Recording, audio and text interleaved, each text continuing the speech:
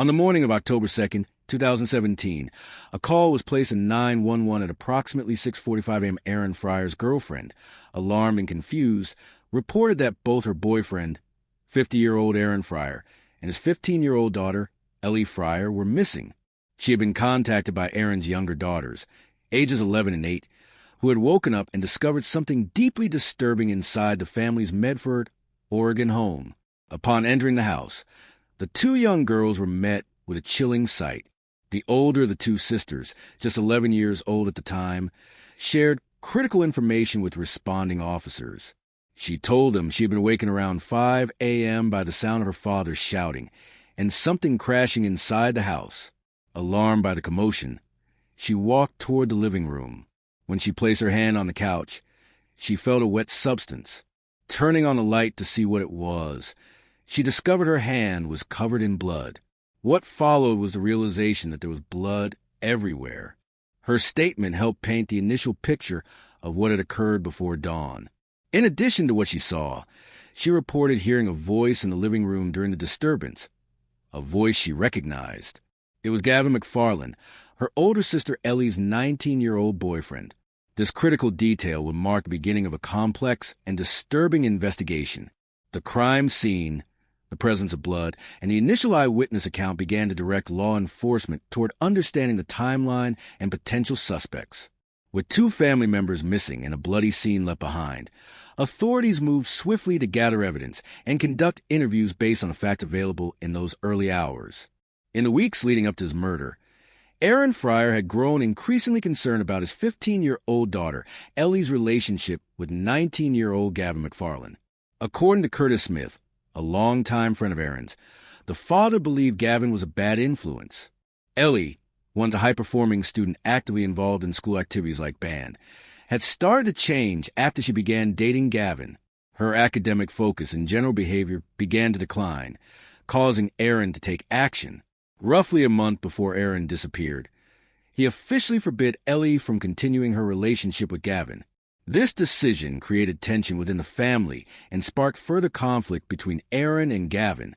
The situation escalated when Gavin reportedly called police to claim that Aaron had come to his residence and threatened to kill him. Though the full context of that confrontation was never confirmed, the call underscored the growing volatility between the two. Meanwhile, classmates and peers noticed the emotional intensity of Ellie and Gavin's connection. Ellen Delsman, who knew Ellie from school, said the young couple saw themselves as modern-day versions of Romeo and Juliet, two lovers kept apart by adult interference. This romanticized view added a layer of urgency and defiance to their relationship and provided context for what police would later believe was a motive in the murder. Investigators began to piece together the strained relationship between Aaron and his daughter as a key component in understanding how the crime unfolded. With increasing parental control, a forbidden relationship, and rising conflict, the emotional and psychological groundwork for what came next was already in place. This complex family dynamic would later become central to both the investigation and the courtroom narratives. Shortly after launching a search for Gavin McFarland, police made a significant discovery. They spotted Gavin walking down the street in Medford, Oregon, alongside Ellie Fryer and a 22-year-old man named Russell Jones, too.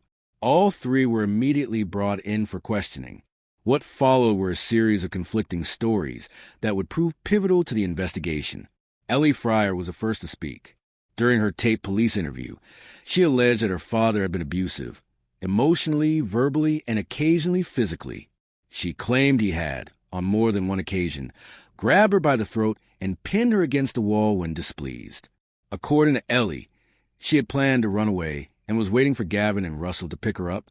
She then told police that it was Russell who arrived at the house with a machete and attacked her father. Ellie insisted that she fled as soon as she heard the screams. But detectives found her version of events hard to believe.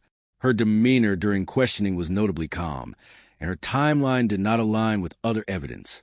Detective Bill Ford later stated that the police believed Ellie simply wanted her father out of the way so she could continue her relationship with Gavin.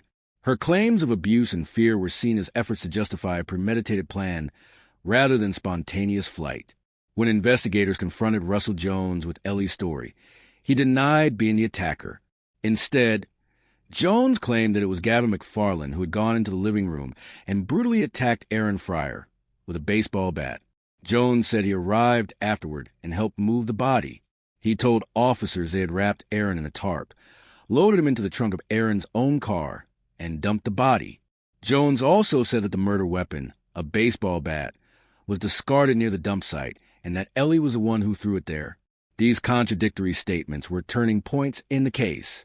Police began connecting the dots and started viewing Gavin and Ellie not just as witnesses or frightened teenagers, but as central figures in a calculated and collaborative crime. After his police interview, Russell Jones agreed to lead investigators to the location where Aaron Fryer's body had been dumped. Guided by Jones, authorities traveled to a wooded area off an embankment in Medford, Oregon. There, hidden beneath the natural overgrowth, they found Aaron's body. It had been wrapped in a tarp and transported using the trunk of his own vehicle. Near the body, investigators discovered a baseball bat, a critical piece of evidence. Jones had previously stated that Gavin McFarland used the bat to strike Aaron Fryer and that Ellie Fryer had thrown it near the dump site. Its presence confirmed parts of Jones' confession and directly contradicted Ellie's earlier claim that Russell had attacked her father with a machete. No machete was ever recovered at the scene, further undermining Ellie's story. A medical examination provided additional confirmation. Aaron Fryer's cause of death was determined to be blunt force trauma, consistent with being beaten by a baseball bat. The forensic findings aligned closely with the details Jones had given to investigators, reinforcing the credibility of his account over Ellie's version of events. This phase of the investigation shifted the case from conflicting personal testimonies to physical evidence. The discovery of the bat and the condition of the body validated significant elements of the narrative that placed Gavin at the center of the assault. With the location of the body, the confirmed cause of death, and the recovery of the suspected weapon, police began to solidify their understanding of the crime. The roles of Gavin, Ellie, and Russell grew clearer with each piece of evidence, guiding investigators toward the truth behind Aaron Fryer's murder. Once police located Aaron Fryer's body and corroborated key elements of Russell Jones' confession, they turned their attention back to Gavin McFarland. Confronted with the physical evidence in Jones' detailed statement, Gavin ultimately broke down and confessed to killing his girlfriend's father. In his taped confession, Gavin explained the motivations behind the attack. He claimed that Ellie Fryer had told him she was pregnant and that her father was abusive. According to Gavin, this combination of fear, anger, and a desire to protect Ellie had been building inside him for some time. He said that he finally snapped and decided to act. During interrogation, Gavin described striking Aaron with a baseball bat, and he even demonstrated how he carried out the attack. But Gavin's confession went further than just admitting to the crime. He placed a large part of the blame on Ellie. According to him, she was the one who initiated the plan. He told police that Ellie said, "Go out in the front room, take him out, and text me when it's done." This statement pointed directly to premeditation and suggested that the murder was not a spontaneous act of passion, but planned killing that both had discussed in advance. However, when police investigated Gavin's claims about Ellie's pregnancy and alleged abuse, neither could be substantiated. Ellie was not pregnant, and there was no evidence that Aaron Fryer had abused her or her younger sisters. These fabrications played a significant role in how the prosecution shaped their case. Gavin's belief that he was acting out of protection was based on information that turned out to be false. Gavin's confession became a critical piece of the investigation. It supported Jones' version of events, disproved Ellie's account, and highlighted the manipulative dynamics within the relationship. By admitting to the murder and implicating Ellie in the planning, Gavin helped law enforcement understand how the crime was orchestrated, not as a chaotic or emotionally driven moment, but as a deliberate act influenced by lies, loyalty, and misguided conviction. With confessions obtained, evidence secured, and all three individuals in custody, the legal process moved forward. Each of the participants in the plot that led to Aaron Fryer's death eventually accepted plea deals, and their sentences reflected their respective roles in the crime. Gavin McFarland, who had admitted to striking Aaron with a baseball bat and described the act in detail during police interrogation, pled guilty to murder. He was sentenced to life in prison and will be eligible for parole in 2043 at the age of 45. His confession, which revealed both the violent nature of the attack and Ellie's role in planning it, became the foundation for his prosecution and sentencing. Russell Jones, too, who acknowledged assisting in moving the body and leading police to the dump site, pled guilty to conspiracy to commit murder. Though he denied direct involvement in the actual killing, his participation in the aftermath was significant. He was sentenced to 15 years in prison and is scheduled for release in April 2031, when he will be 35 years old. Ellie Fryer, the 15-year-old at the center of the plot, also pled guilty to conspiracy to commit murder. Despite her age at the time, the court treated her role in planning and coordinating the crime seriously. She was sentenced to 25 years in prison and will be eligible for parole in 2041, at the age of 39. While the courtroom proceedings brought legal closure, the emotional toll remained. As Detective Sharon Reynolds observed, the deepest tragedy was not only the violent loss of Aaron Fryer, but also the devastating impact on his surviving children.